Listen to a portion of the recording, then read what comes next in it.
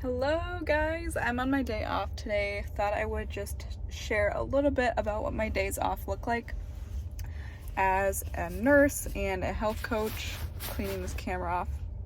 Not really sure if that did anything, but I am working part-time right now as an RN, and I'm also writing books. I'm also health coaching, taking clients, and managing all that time has been quite interesting. This is kind of new for me.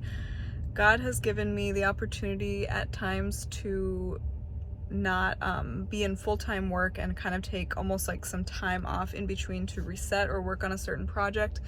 And it was just a really big season of outpouring that I did this past 6 months, and then I transitioned back into ICU nursing, which me learning ICU has become it's been very taxing on my brain. Yesterday was another day off where I didn't record a video, but I felt like I can't really describe it. I think it also had to do with like a little bit of sleep deprivation that I was going with. When you work 12-hour shifts, sometimes they really do turn into like 13-hour shifts, because it really is 13-hour shifts, because you are sometimes like getting there a few minutes early to clock in, and then by the time you're finished giving report in the evening, it's been about like 13 hours that you have actually been on the premises, and you're not getting into your car until it's been like 13 hours, and plus the driving time, the commute, all that adds up. So it's so strange when I get home in the evening. If I want to get a full 8 hours of sleep, oh my goodness, you guys, it's so different. I have to be climbing in bed like within an hour if I want to get 8 hours. And so it's just kind of like one of those things where it's just isn't feasible like 100% of the time. And there are days where, yes, I climb in bed and I'm like lights out because it was just such an exhausting day.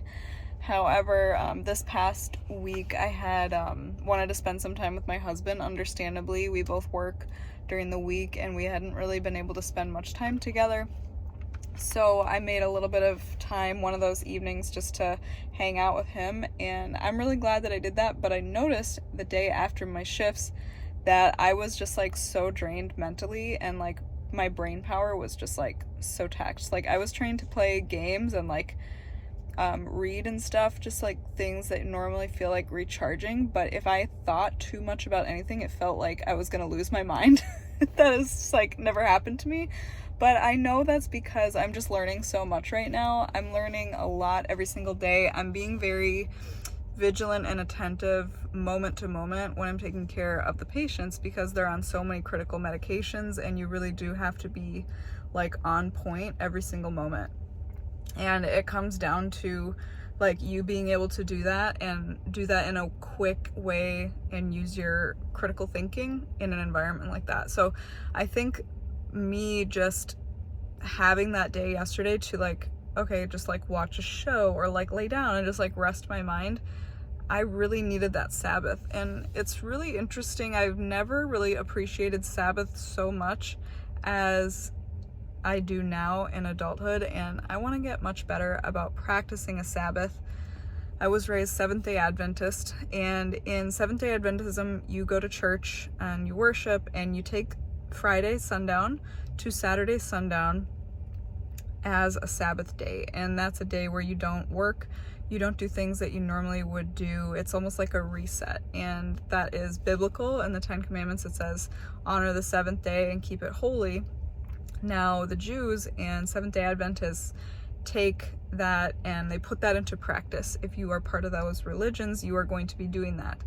And as a girl, I was, not playing sports. I wasn't doing like anything that my childlike self would want to do and have fun. And I've noticed that some of my friends and my siblings, they have been instituting a Sabbath for them and their family. And I thought that that's really interesting and probably good for people who have children, because you have so many responsibilities when you have kids that, and I'm not a parent yet, but I'm just thinking about it. I'm like, that would be such a good way to kind of like allow yourself the recovery time and teach your kids about, honoring the Lord. And I think that if you approach it from the right mindset, where you are honoring God, you're spending time with Jesus, you are resetting because God rested. And even, it's funny because the Lord rested and looked at his creation, and I just think it's not something I completely can articulate and understand to be able to explain to you why the Lord took the rest. But I think that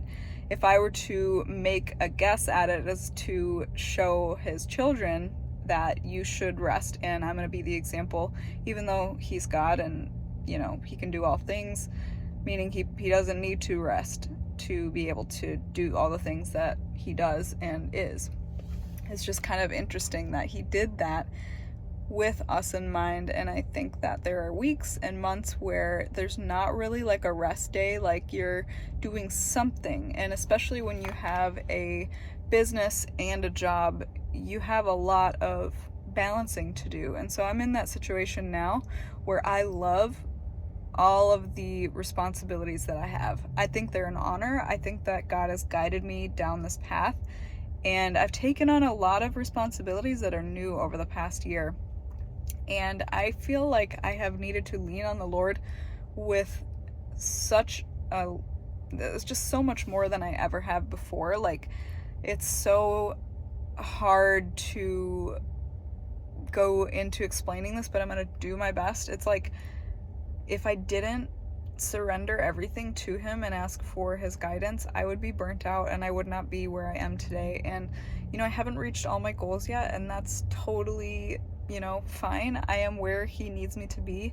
I feel that in my heart and in my spirit that when I pray about certain things, that he's growing in me and places that I'm going, that I am where I need to be for the process that he has me in and for the people that I'm reaching. Which, if you're watching this video, I just pray for you right now that this is what you need to hear today, that God loves you, he has a plan for you, and if things don't seem to be panning out the way that you hoped for, prayed for, and worked for, that it's not over. Seek him and ask him, like he says in Matthew 7:7. It's just, we're supposed to keep an open dialogue with God and keep asking for the wisdom and the direction and the guidance to make steps forward. And I think that sometimes things seem to be moving painfully slow and just kind of like they're not really moving, but God is always working. God is always working behind the scenes and doing things that we don't understand. This is something I learn over and over again, is like, his way is the best way. And if I don't understand it just yet, I need to just calm down, take a step back, and just remember that he never changes, and God is taking me down the path that is his best. And sometimes that doesn't honestly always look like what you want or is something that you are interested in, to be frankly honest with you. That's something I can honestly say. Sometimes, I was telling my sister, I'm like, I'm nervous. Sometimes when I surrender to God, I'm nervous that I'm not going to like what he asked me to do, or I'm not going to want to go down that path. And that's a real thing to talk about, a real conversation. But I think it takes sometimes further surrender and further, stepping into selflessness and stepping into what it really means to be a follower of Christ and carrying out his will, whatever that is for your individual situation. But that was a little rant on rest and how my off day kind of became a Sabbath day yesterday. Even though it wasn't Friday night to Saturday night, it was like a rest day that I needed.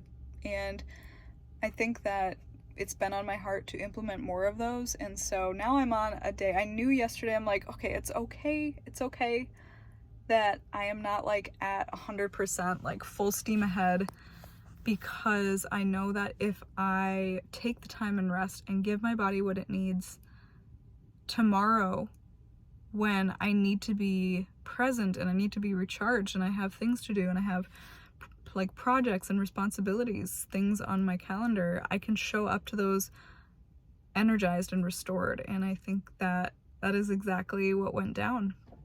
I got a good night's sleep last night too, which is really important. Something I've also noticed is omega-3s have really supported my mind during this time.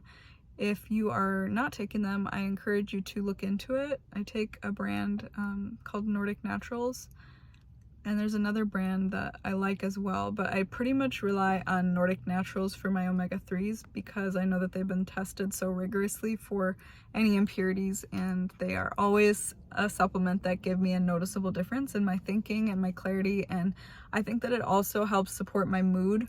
I naturally am more predisposed to having a like depressed, kind of like anxious mind, and that's something that I'm tackling with lifestyle, spiritual health, and of course supplementation, nutrition, all that stuff. There's lots of things that go into it.